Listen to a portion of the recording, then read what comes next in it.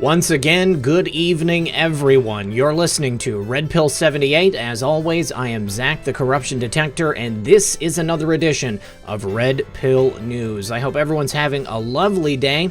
I had a nice day off yesterday. It was good to take a little time for a bit of R&R.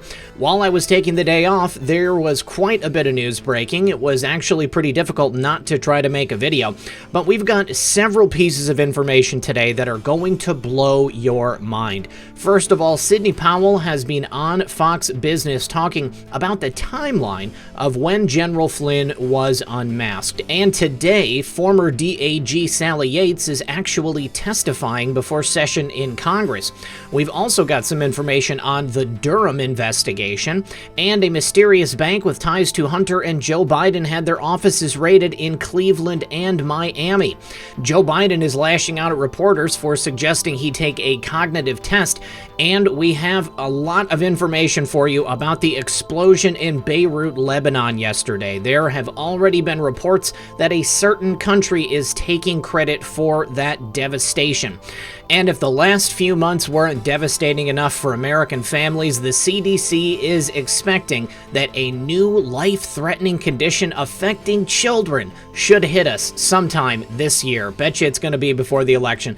And finally, we have some new information about Jeffrey Epstein's secret girlfriend. She has been revealed, and she is a children's book author whose nickname is Chocolate Sauce. Please, everyone, do sit back, relax, grab your popcorn, and we'll be right back after a brief word from our sponsor.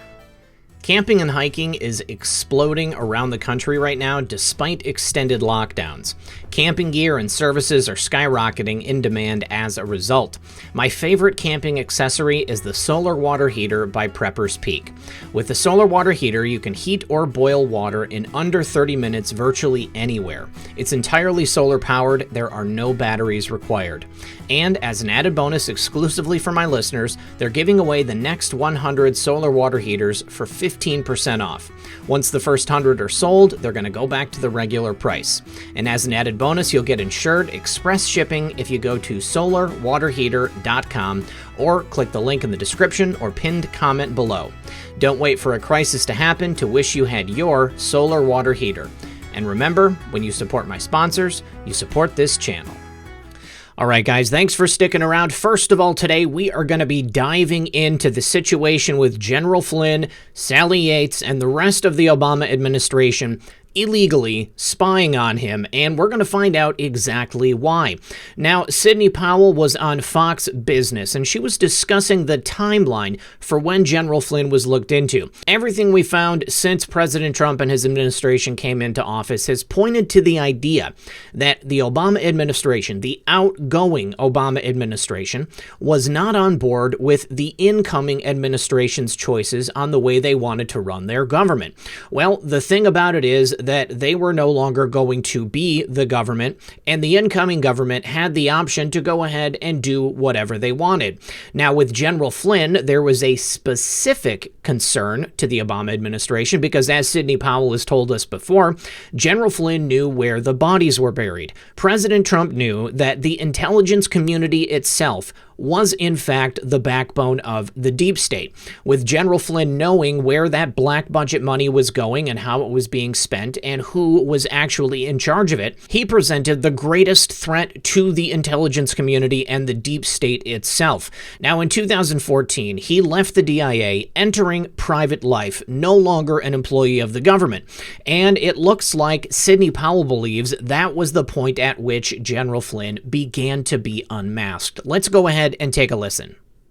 Sidney, let's get back to unmasking. What are your thoughts on the second investigation led by U.S. Attorney John Bash? He's now probing Obama officials unmasking or exposing the names of Trump team members like General Flynn.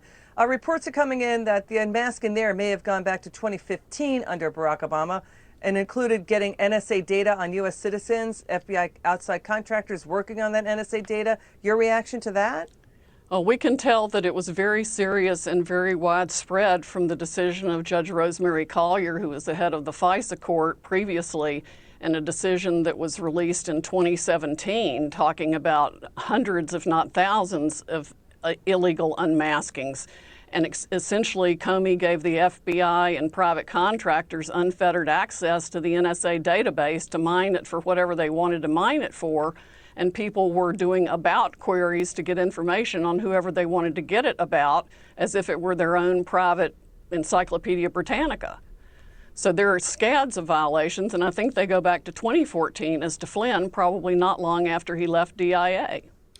So Comey, in an attempt to use private contractors as his own personal intelligence service, allowed them unfettered access to the NSA database, a database which contains the personal private information in a very, very specific way for every single American citizen if you want to find that information out.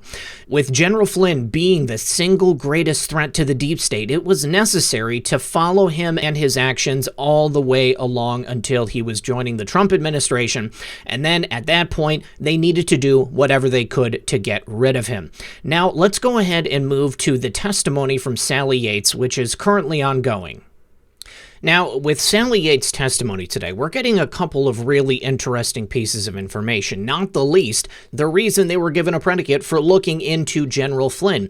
Now, James Comey made many decisions as director of the FBI, but when it comes to the counterintelligence investigation against General Flynn, apparently he was the only one who made the decision. Now, this is especially interesting because previously Andrew McCabe had made the statement that he decided to send Strzok and Pienka to do the interview on General Flynn. So what does that mean? Does that mean that Andrew McCabe previously tried to take the fall for James Comey? Was he falling on his sword to save his boss? Or does it mean that now James Comey is being made the fall guy for every decision made within this investigation to try to take down General Flynn? Let's go ahead and listen to what Sally Yates had to say. When you heard about the interview, you got upset, didn't you? I was upset that Director Comey didn't coordinate that with us and acted unilaterally. Yes, I was. Okay. Did Comey go rogue? But you could use that term, yes. So after General Flynn had been unmasked, after the infamous Oval Office meeting where Joe Biden suggested that they go after him for the Logan Act, and after Peter Strzok had suggested they drop the investigation into General Flynn because there was no reason to continue, because there was no crime that had been committed, the story is changed yet again, and now it was Comey and Comey alone who made the decision to go and perform that interview on General Flynn with Peter Strzok and Joe Pienka. I don't know about you guys, but something stinks to high heaven. I think that at this point, they're figuring if someone's gonna have to take the blame, it should just be James Comey, considering the fact that everybody is well aware of the fact that James Comey is a crooked cop. No one likes him at this point, and it would be far easier to destroy one man's life than to destroy the careers of many other people. He was the head of the FBI. All decisions came from him. Crap rolls downhill. It seems a pretty easy decision. The only thing that bugs me is that if James Comey takes the blame for everything, these other people that were involved are not going to be implicated and will not face the consequences that I truly believe they deserve. Now, knowing that no crime had been committed, let's hear what Sally Yates had to say about the true nature of why they wanted to go after General Flynn.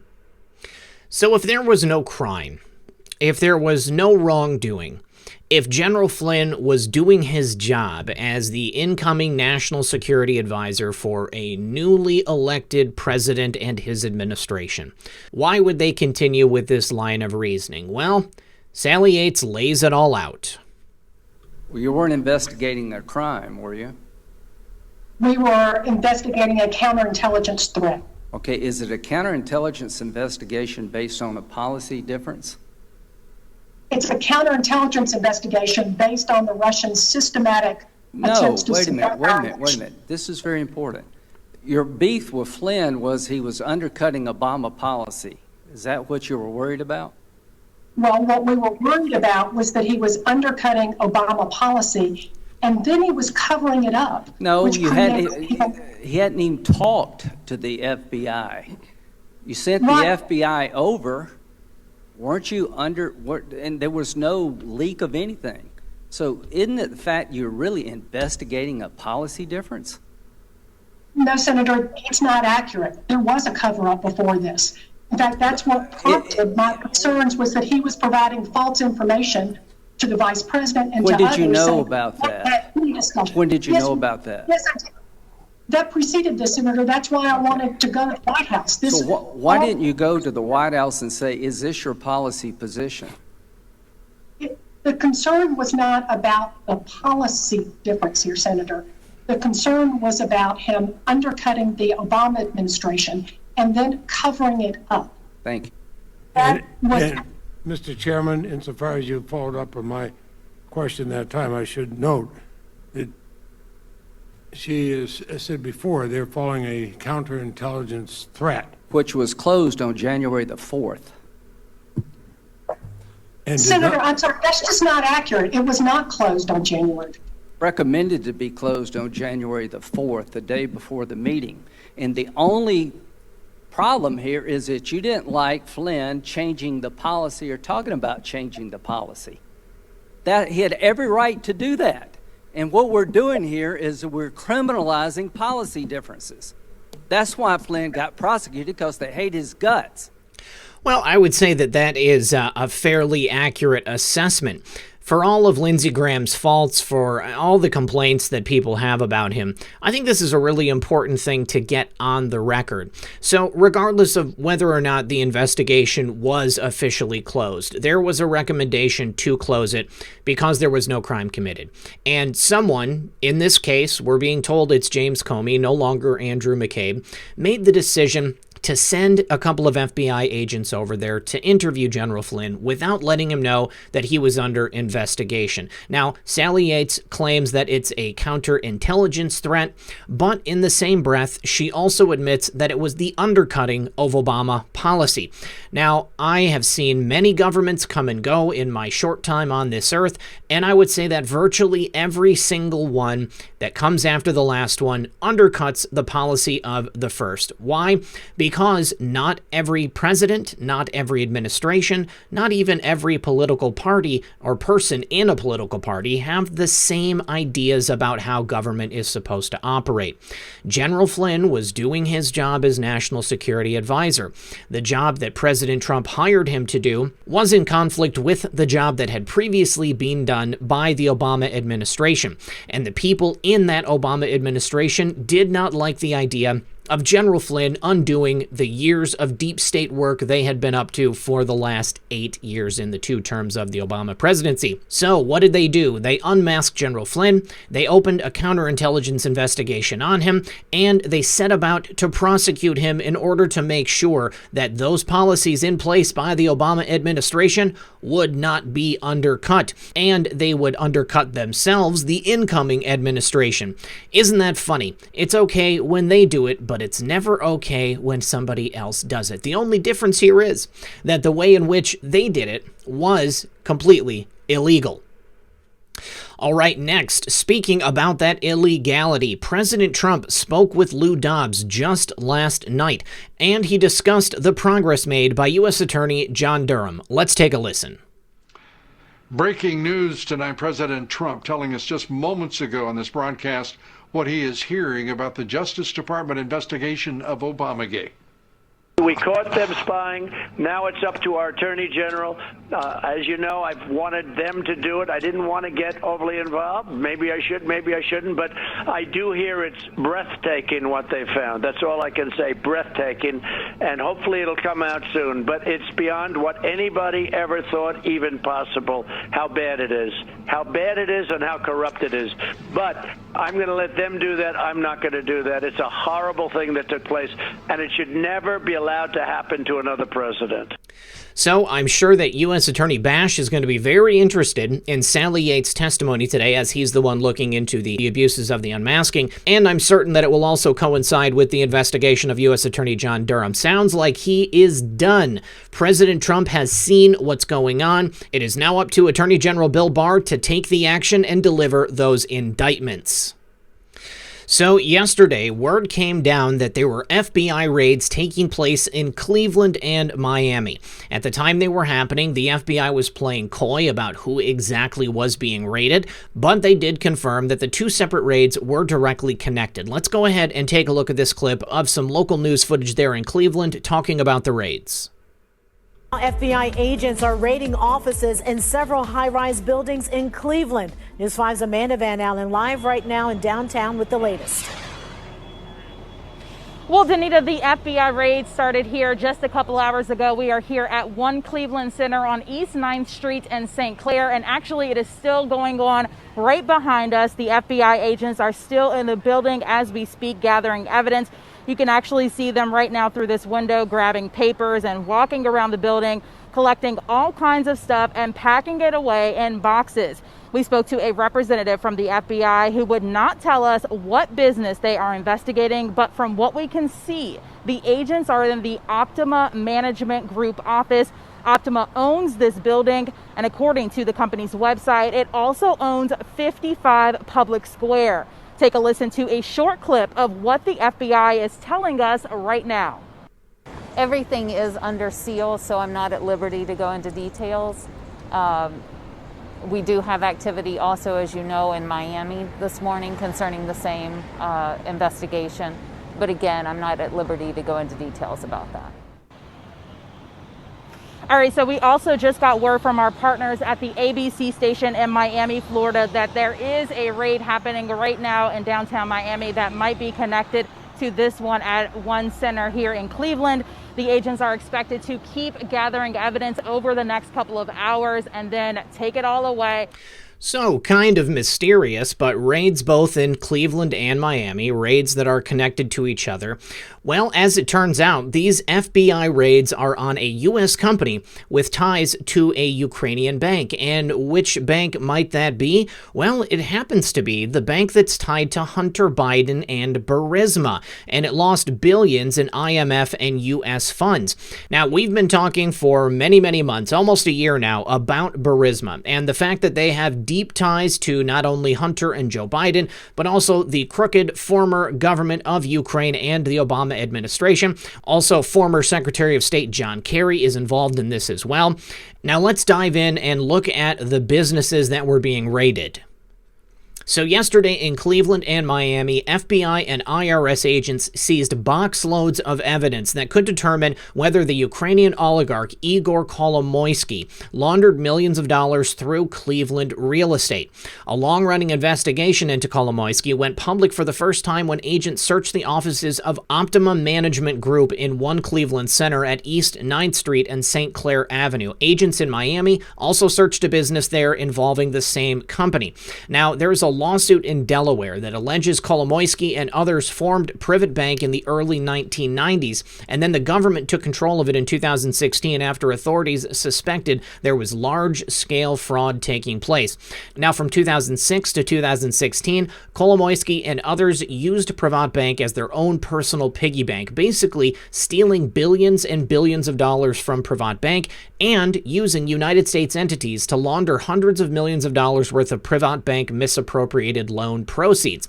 Now, we don't know what's ultimately going to come here, but we do know that the Atlantic Council has actually chimed in. They are a bit critical of Privet Bank, and the Atlantic Council has ties to Adam Schiff's corrupt impeachment as well as George Soros. We also know that Burisma has paid Joe Biden's son, Hunter Biden, thousands of dollars each month while Joe Biden was vice president under Obama. And we know that the Obama administration had deep-knit ties in the Ukraine. And then, of course, we also know that the impeachment scandal hoax basically arose out of people from the Obama administration who had a lot to do with Ukraine as well. Now, in researching this story in the past, we have learned about those billions of dollars that went missing, and the real question is, where did it go? How did they get it out? What do Obama, Biden, Kerry, and their children know about this money, and are they connected to it?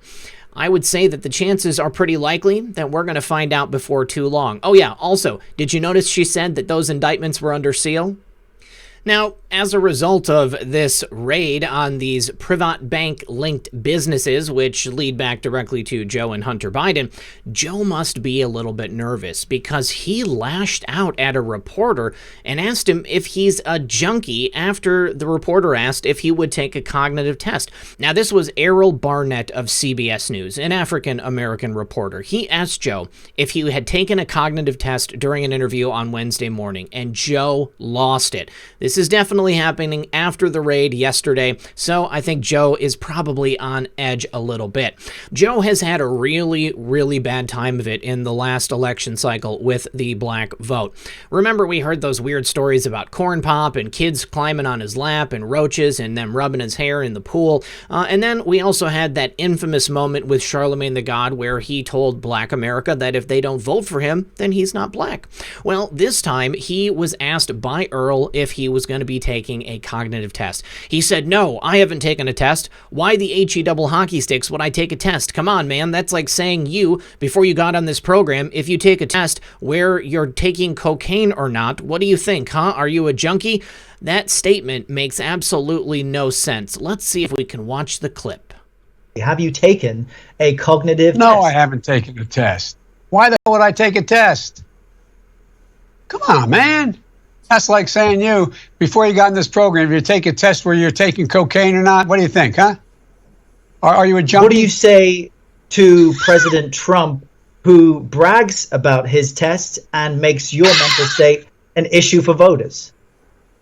Well, if he can't figure out the difference between an elephant and a lion, I don't know what the hell he's talking about. Did you watch that? Look, come on, man. I know you're trying to goad me, but I mean, I'm so forward looking to have an opportunity to sit with the president or stand with the president in debates. There's going to be plenty of time. And by the way, as I joke with him, you know, I shouldn't say it. I'm going to say something I probably shouldn't say.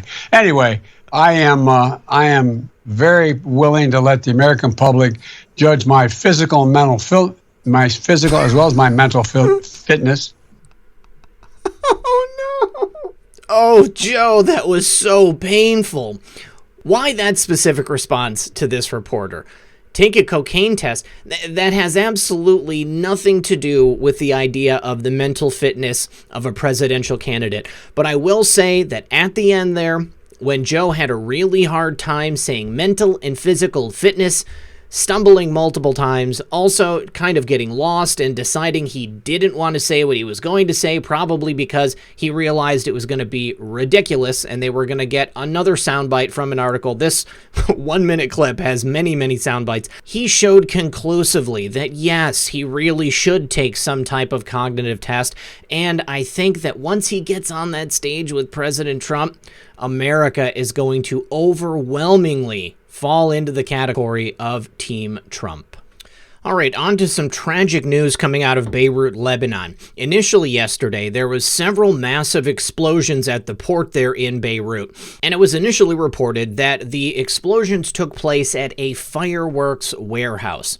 Well, the story's changed up a little bit, and it looks like it might have been at a warehouse belonging to Hezbollah terrorists housing missiles for the country of Iran. Now, the devastation is just horrific. There have been many, many deaths, many injuries. Apparently, hospitals in the area have been overwhelmed. The government was asking everyone who could to come and donate blood, and essentially it looked like the mother of all bombs. Now, let's take a look at some of that footage showing the total devastation.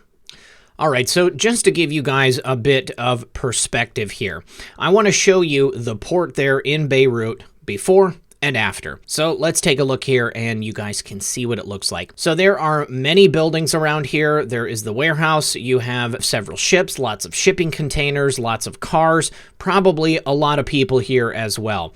Now, this is what it looked like before, and here, this is what it looks like now.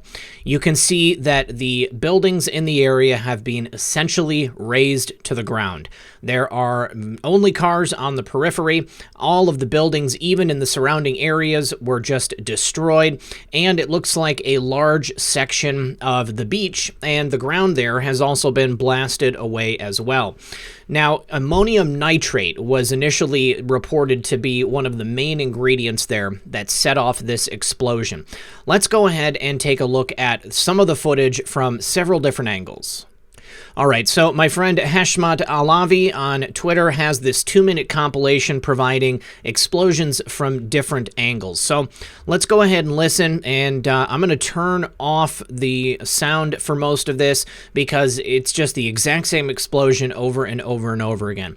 But that is actually the second explosion right there. There was an initial explosion which was not captured on film by many people, but you can see a strange red plume that rises out of it and just a massive, massive gas cloud that erupted from it. There was a lot of speculation yesterday wondering if perhaps this was a nuclear explosion, but nuclear radiological testing has been done. It was definitely not a nuclear explosion, and coming up from a different angle right here, we can see boom, boom, and look at that gas cloud exploding outwards. And if the cars were in the area, you had glass blown out. You had glass completely blown out of windows on skyscrapers in the area. Here we have a car right there on the highway and just essentially destroyed. That is a pretty close view right there. And another view from another angle. Smoke rising from the initial explosion. And then the secondary explosion hits. And you can see the shockwave blasting out. Now, some footage from very close to the explosion itself, you can see firing off almost like little mini firecrackers, it looked like. So there was definitely incendiary devices there inside the building.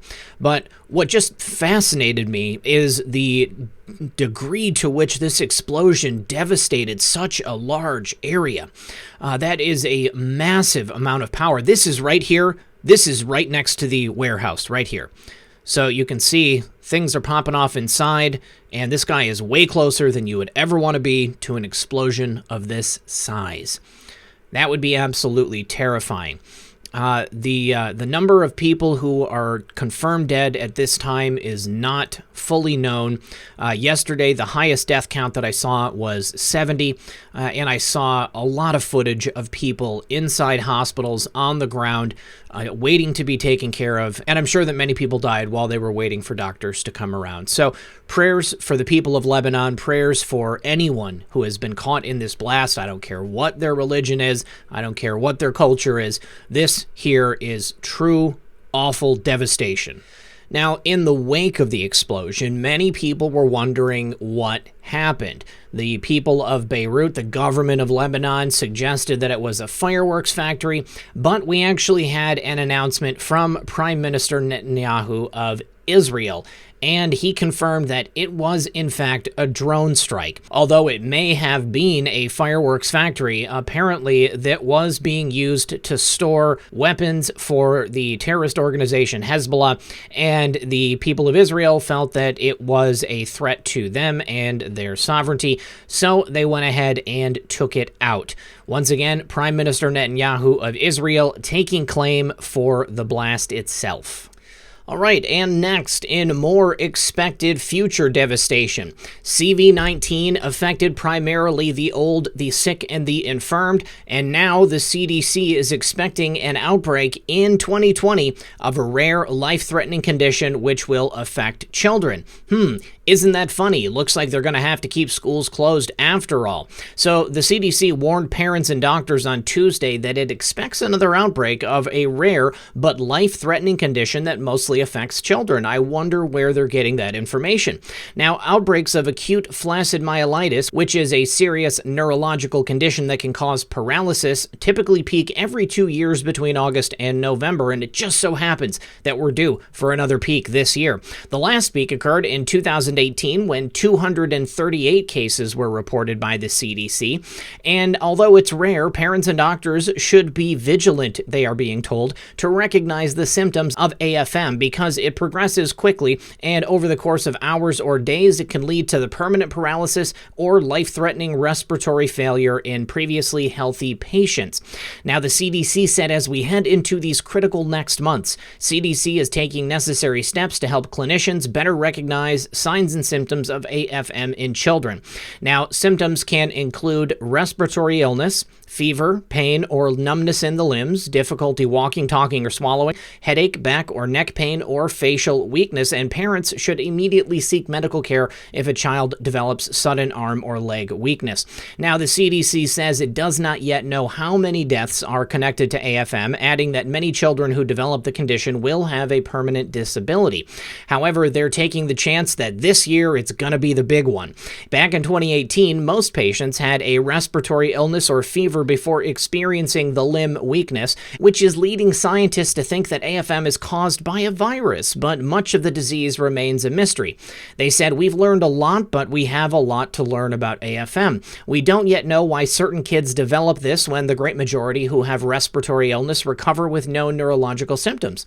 Not understanding risk factors means I also can't tell parents anything specific they can do to prevent AFM, but it's important to remember that usual hygiene measures we recommend in respiratory virus season." Now, the median age of AFM patients in 2018 was 5 years old, and 58% of them were male. And in 2018, 98% of patients were hospitalized, 54% were admitted to an intensive care unit, and 23% required ventilation. Now, it's not yet clear if social distancing because of CV-19 will affect circulation of the enteroviruses and other viruses thought to cause AFM, but the CDC urged us to consider it's extremely important to seek medical care if children show potential signs. We want parents to understand that many measures have been taken to provide health care on site safely.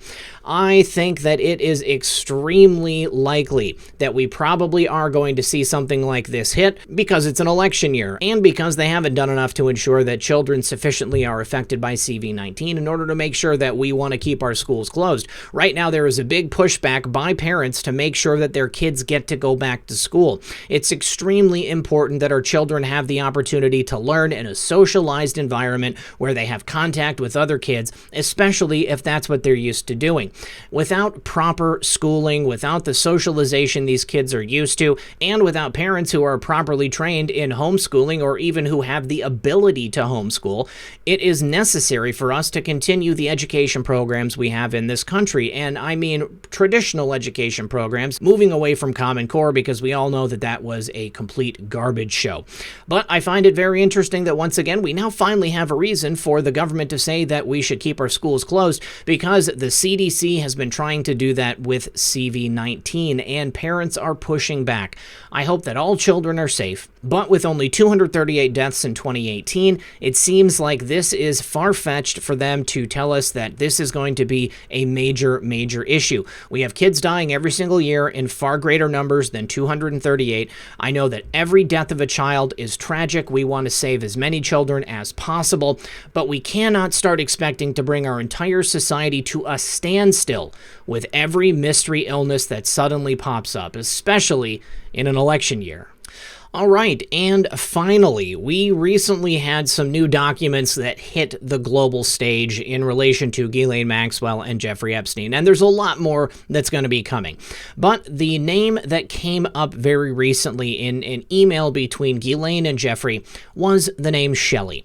Now, Shelley apparently was an ex-girlfriend of Jeffrey Epstein, and Ghislaine had asked Jeffrey in an email to specify Shelley was his girlfriend during a certain time period, so that Ghislaine would have plausible deniability for not having contact with Jeffrey. Now, here is a copy of one of those emails in that email chain, and you might be asking, why would it be necessary for Maxwell to request Jeffrey to say that she wasn't his girlfriend during that time period? Well, because it was during the time period when she supposedly was not having contact with Jeffrey. This is one of the reasons why she was charged with perjury. Now, who is Shelley? Well, it turns out that Shelley is this woman right here, Shelley Ann Lewis. She's a children's book author, and her nickname is Chocolate Sauce.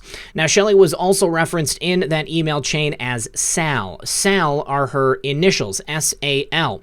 Lewis was a frequent traveler on the Lolita Express, and she would have been 22 when she first appeared in Epstein's circle. This was back in 1999, and they must have met while she was working in the art department of Christie's auction house.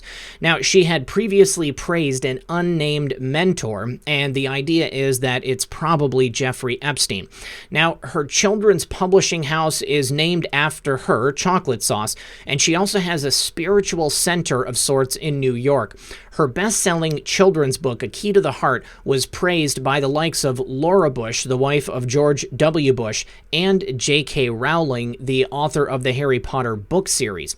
Now, Lewis comes from a billionaire family herself, so she fit in well with Jeffrey and his ilk, and she's a native of the United Kingdom. Now, just prior to the release of these new documents, she deleted all of her social media. Looks kind of suspicious.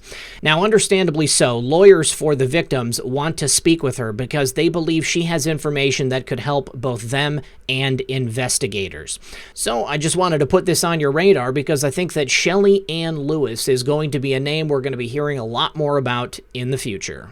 All right, guys, I think that's all that I have for you today. I want to thank everyone for joining me. As always, this has been Red Pill 78. I am Zak the Corruption Detector, and this was another edition of Red Pill News. Good luck, everyone, and God bless. Hey guys, one more thing. I just want to thank everyone for watching today. If you have not subscribed yet, I urge you to please consider subscribing. There will be a couple of videos that pop up if you want to continue to watch. There's also some ways in the description of this video that you can follow me on other platforms. Please consider doing that as well. And if you want to support the program directly, there are means to do that below as well. Thank you all for your support over the last couple of years. Consider liking and sharing this video and help me get the real news to people who don't yet know they've been lied to.